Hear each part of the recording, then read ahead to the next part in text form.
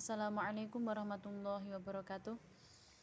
Yang kami hormati Ibu Dosen Pengamu Bahasa Indonesia Ibu Sri Handaliani MPD, dan tak lupa kepada teman-teman kita semua yang kami banggakan. Pertama-tama kami panjatkan puji dan puji syukur kehadirat Allah Subhanahu wa taala yang telah memberikan rahmat dan karunia-Nya kepada kita semua. Sholawat serta salam kita haturkan kepada junjungan kita Nabi Agung Nabi Muhammad SAW yang senantiasa kita nantikan syafaatnya kelak di yaumul kiamah nanti. Amin amin ya rabbal alamin. Pada kesempatan kali ini saya akan mempresentasikan tentang makalah diksi dan gaya bahasa.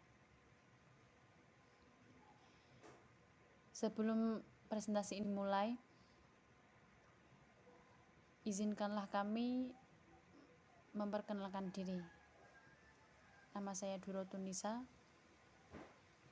dan teman saya Maura Tia Anggreni. Kami dari program studi ilmu Al-Quran dan Tafsir Fakultas Usuluddin Adab dan Humaniora Institut Agama Islam Negeri Salatiga. Baiklah, kita lanjutkan pada pembahasan, yaitu pengertian diksi. Diksi merupakan pilihan kata. Diksi dalam arti aslinya dan pertama merujuk pada pemilihan kata dan gaya ekspresi oleh penulis atau pembicara. Arti diksi yang lebih umum digambarkan dengan kejelasan pengucapan kata. Arti kedua ini membicarakan pengucapan dan intonasi daripada pemilihan kata dan gaya. Harimurti 1984 dalam Kamus Linguistik menyatakan bahwa diksi adalah pilihan kata dan kejelasan lafal untuk memperoleh efek tertentu dalam berbicara di dalam karang mengarang. Dalam Kamus Besar Bahasa Indonesia 2002-264, diksi diartikan sebagai pilihan kata yang tepat dan selaras dalam penggunaannya untuk mengungkapkan gagasan sehingga diperoleh efek tertentu seperti yang diharapkan. Jadi diksi berhubungan dengan pengertian teknis dalam hal karang mengarang, hal tulis menulis serta tutur sapa. Yang kedua, syarat-syarat ketepatan diksi. Adapun syarat-syarat ketetapan diksi yaitu yang pertama membedakan secara cermat denotasi dan konotasi. Yang kedua, membedakan dengan cermat kata-kata yang hampir bersinonim. Yang ketiga, membedakan kata-kata yang mirip ejaannya. Yang keempat, tidak menafsirkan makna kata secara subjektif berdasarkan pendapat sendiri jika pemahaman belum dapat dipastikan. Yang kelima, waspada terhadap penggunaan imbuhan asing. Yang keenam, membedakan pemakaian kata penghubung yang berpasangan secara tepat. Yang ketujuh, membedakan kata umum dan kata khusus secara cermat. Yang kedelapan, memperhatikan perubahan makna yang terjadi pada kata-kata yang sudah dikenal.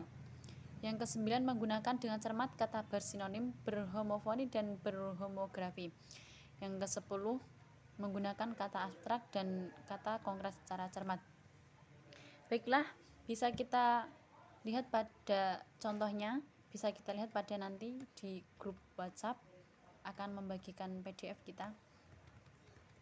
Yang selanjutnya, untuk pengertian gaya bahasa boleh dilanjutkan oleh Mbak Maura Tia Anggreni.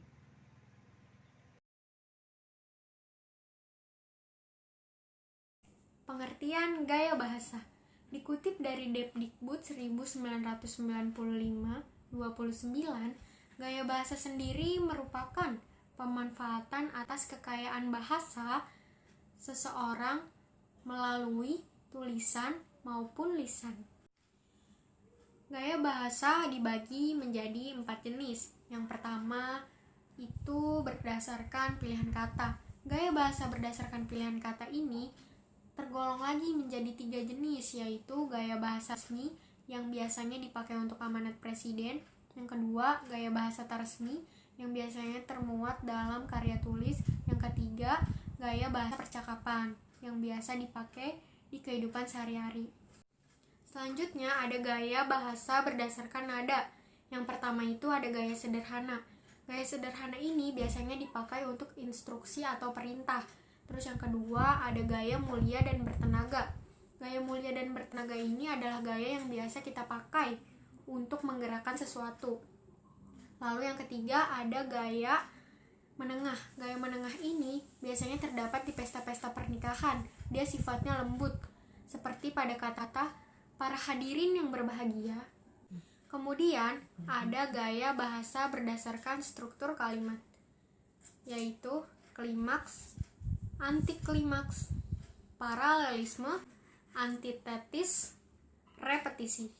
Dan yang terakhir ada gaya bahasa berdasarkan langsung tidaknya makna, yaitu ada gaya bahasa retorika dan gaya bahasa kiasan. Gaya bahasa retorika itu merupakan gaya bahasa yang di dalamnya terkandung pilihan-pilihan kata yang dapat menarik orang dengan pesona gaya bahasa itu sendiri. Lalu gaya bahasa kiasan itu di dalamnya terkandung perbandingan. Contohnya bagai air di daun talas. Sekian dari kami, kurang lebihnya mohon maaf. Wassalamualaikum warahmatullahi wabarakatuh.